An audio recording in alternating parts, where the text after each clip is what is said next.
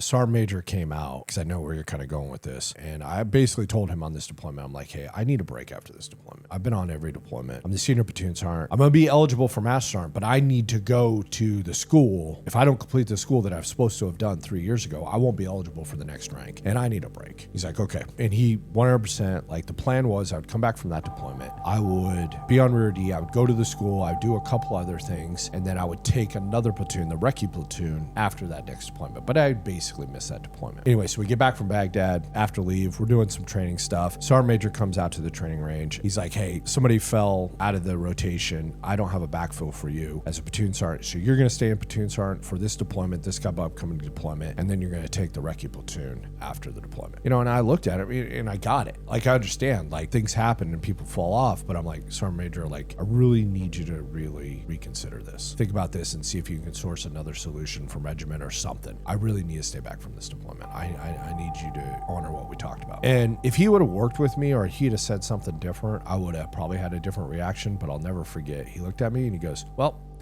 that's nice. But at the end of the day, you're in the Army, you're going to do what I tell you to do. And he turns around and gets in his truck and he drives off. I'm like, F you, dude.